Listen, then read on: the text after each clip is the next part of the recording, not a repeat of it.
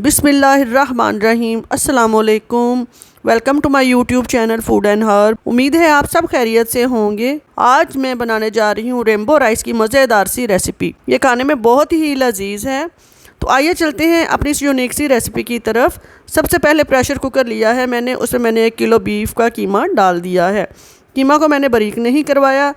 इसमें शामिल करूंगी 3 अदद कटे हुए प्याज मैंने यहाँ पे दरदरे से ही काट लिए हैं, क्योंकि प्रेशर कुकर लगाना है हमने, तो इसलिए मैंने इसको मोटा मोटा काटा है। अब मैं इसमें शामिल कर रही हूँ तकरीबन 4 टेबलस्पून के करीब लहसुन साबुत।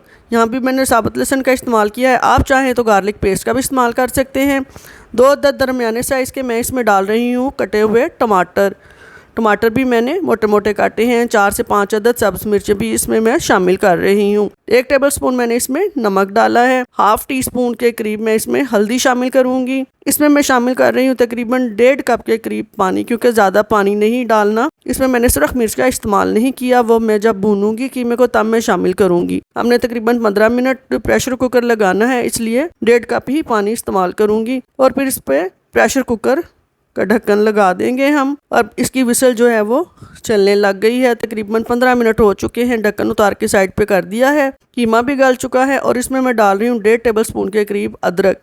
अब डालूंगी इसमें मैं 2 कप के करीब बारीक कटी हुई बंद गोभी। आप चाहें तो और सब्जियां भी इस्तेमाल कर सकते हैं, इससे ज़रा मसाला ज़्यादा भी हो जाता है और मज़े का भी बनता है। हाफ टी स्पून मैंने डाला है तिक्का मसाला, इससे भी टेस्ट बड़ा अच्छा आता है। यहाँ पे मैं शामिल कर रही हूँ हाफ टी स्पून के करीब सुरख मिर्च और हाफ टी स्पून ही मैंने इसमें डाली है काली मिर्च।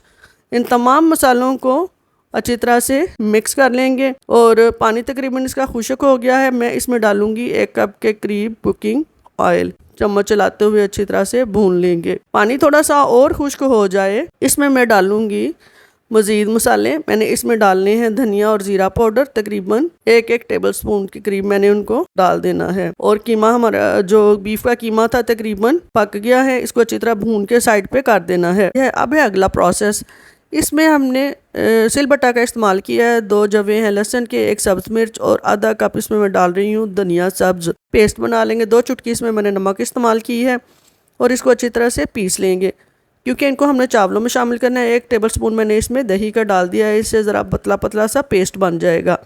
चावल मैंने पहले ही बासमती के 3 कप मैंने बॉईल करके रख लिए थे। इनको 4 हिस्सों में तकसीम किया है। अब 1 बाउल जो हमने लिया है, इसमें जो हमने चटनी बनाई थी धनिए की, वो इन चावलों में अच्छी तरह से शामिल करेंगे चम्मच की मदद से, आराम से, ताकि चावल टूटे नहीं।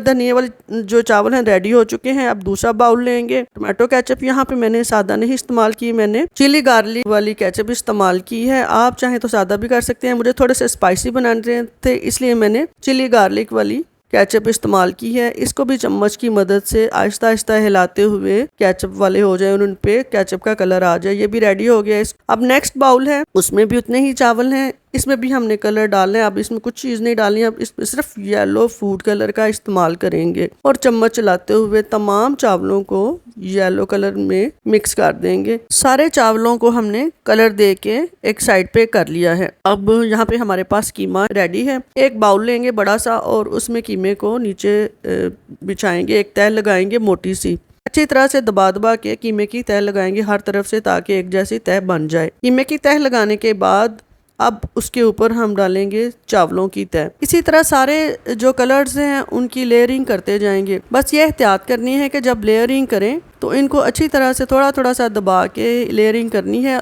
और इवन करनी है। येलो कलर की हमने लेयरिंग कर ली है। आप अपनी पसंद के हिसाब से कलर्स को आगे पीछे भी कर सकते हैं। मैंने अपनी पसंद के हिसाब से इनको सेट किया है। अब इस पर हम लगाएंगे केचप वाले जो चावल हैं, जो रेड वाले हैं, उनकी हम लेयरिंग करेंगे। अच्छी तरह से इनकी लेयरिंग करके इसके बाद ग्रीन जो चटनी वाले चावल थे उनकी लेयरिंग करेंगे। आपने अगर ज़्यादा क्वांटिटी में इनको बनाना है तो बड़ा बाउल भी ले सकते हैं, ये लेयर्स रिपीट कर सकते हैं। तो ग्रीन चटनी वाले चावलों की भी लेयर हमने कर ली है। अब इसके ऊपर कीमे वाले चावल, कीमे की लेयर हमने कर ली है और साथ ही जो बिल्कुल सादा चावल मैंने रखे थे उनकी लेयर भी कर ली है। अब डिश इसके ऊपर रख के इसी तरह बड़ी एहतियात के साथ बाउल को इस पर उल्टा देना है। बाउल को उल्टा दिया है और अब एहतियात से इसको उठाना है। माशाल्लाह से बड़ी खूबसूरत लुक आई है।